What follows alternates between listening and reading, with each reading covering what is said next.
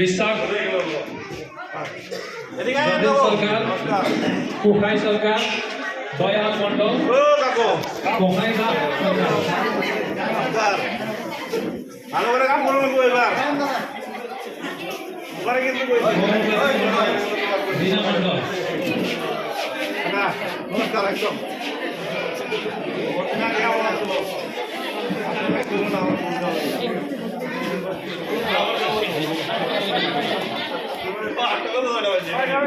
নারায়ণ মন্ডল, সন্তোষ বিশ্বাস, দয়াল মন্ডল, বিশ্বনাথ মন্ডল, বিপুল বিশ্বাস, আনন্দ রায়, পূর্ণ সরকার, শুক্লাল মন্ডল, বিনয় দাস, বাবুলা মন্ডল,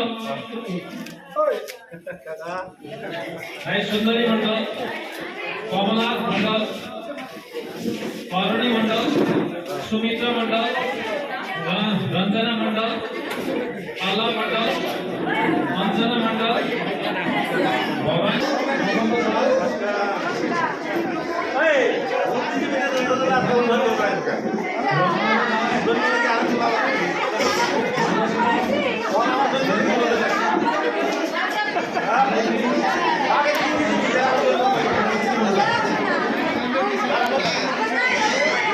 भारत की जनता के लिए काम करती है और निरंतर हम सब उनके द्वारा दी गई योजनाओं के बारे में जानते भी हैं। साथियों, मैं बस इतना ही कहता हूं कि असम जो आज ऊंचाइयां छू रहा है वो डॉक्टर हेमंत बिश्व शर्मा जी के नेतृत्व में छू पा रहा है।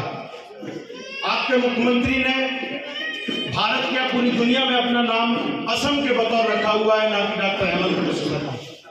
असम की पहचान उनकी पहचान है। आप सब देख भी रहे हैं कि असम में किस प्रकार से उन्होंने सुरक्षा का, बहन बेटियों के साथ सुरक्षा का, सभी साथियों को पढ़ाने का, शिक्षा के क्षेत्र में हो, मेडिकल क्षेत्र में हो। भारत माता के वंदे वंदे BJP BJP doctor Himanta Biswa Sarma, doctor Himanta Biswa Sarma सही किया। নীতি আদৰ্শৰ কথা চিন্তা কৰিব লাগিব। য'ত থাকিলে মই সুৰক্ষিত, য'ত থাকিলে মোৰ ল'ৰা ছোৱালীৰ ভৱিষ্যত সুৰক্ষিত হ'ব, যিটো দলত মোৰ ল'ৰা ছোৱালীৰ ভৱিষ্যত সুৰক্ষিত। নহ'লে আজি আপোনালোকে চিন্তা কৰক, ডিপু দাস বাংলাদেশত জ্বলাই মাৰিছে এই ৩৫ দিনত, আজি ৩৬ দিন হৈছে, ৩৬ দিনত ১১জন মানুহ মাৰিছে, ১১জন মানুহ মাৰিছে বাংলাদেশত আৰু ১১জন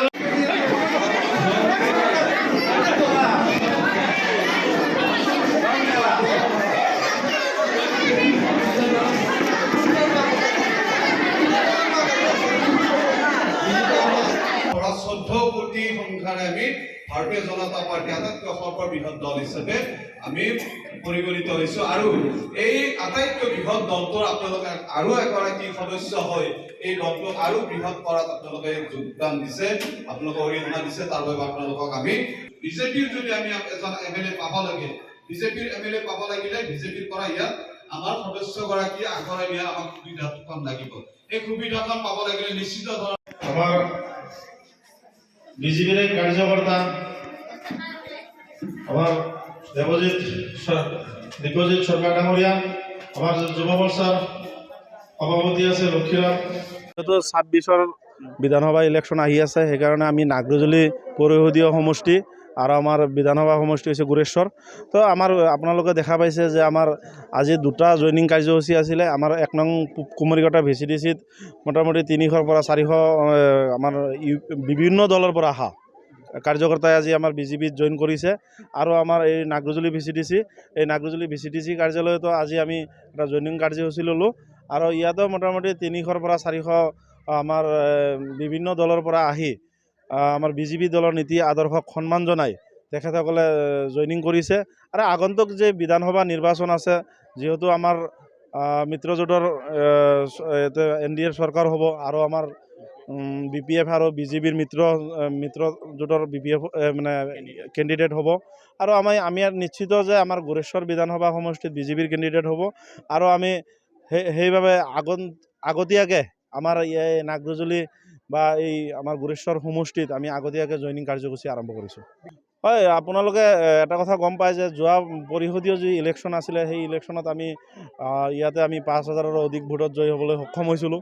তাৰপিছতো আমাৰ কিছু কাৰ্যকৰ্তা হয়তো আমাৰ দলত নাছিলে, বেলেগ দলত আছিলে।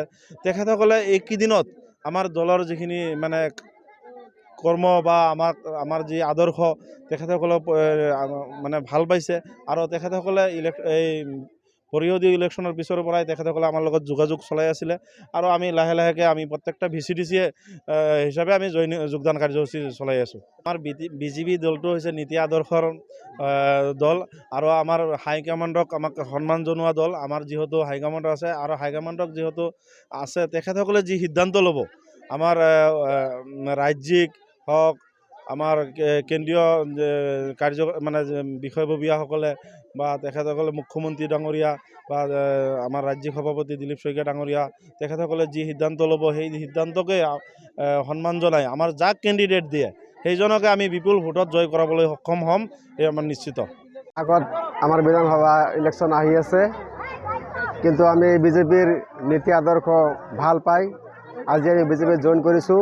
বহুত ভাল লাগিছে আৰু আমি এইবাৰ এই গোৰেশ্বৰ সমষ্টিত বিজেপিৰ পাৰ্টিক যাকে দিয়ক আমি সকলোৱে মিলি একদম বিপুল ভোটক তেখেতক আমি পাছ কৰাই দিম বুলি আমি ভাবিছোঁ। ইয়াতে মোটামুটি 300 পৰা 400 মানুহ এতিয়া যোগদান কৰিছে আৰু বিজেপিত যোগদান কৰি কিনে আমাক বহুত ভাল লাগিছে আৰু বহুত ভাল পাইছোঁ। আৰু যোনটো নেকি আমাৰ এই নাগ্ৰজুলি পৰিষদীয় সমষ্টি আমাৰ সন্মানীয় ভজন দাস মহোদয় তেখেতে আমি ভাবিছোঁ তেখেতে আমাৰ নাগ্ৰজুলি যোনটো পৰিষদীয় সমষ্টি এই চিটটো তেখেতৰ বাবে 15 পৰা 20 বছৰ তেখেতৰ ৰিজাৰ্ভ চিট বুলি মই ভাবিছোঁ। আৰু ভাল লাগিছে, নীতি আদৰ্শ ভাল লাগিছে আৰু আমি আৰু বিজেপিৰ যিমান বঙালীৰ মানুহৰ যিমান সমস্যা আছে গোটাই সমস্যা আমাৰ বিজেপি দলে আমাৰ বঙালী মানুহৰ সমস্যা সমাধান কৰিব আৰু কৰি আহিছে। আগতে 35 বছৰ ইয়াতে কংগ্ৰেছ দলে শাসন কৰিছে, বঙালী কোনোদিন সমস্যা সমাধান কৰিব পৰা নাই আৰু বঙালীৰ সমস্যা যদি সমাধান কৰে বিজেপি দলেই কৰিব, এইটো আমি বিশ্বাস কৰোঁ।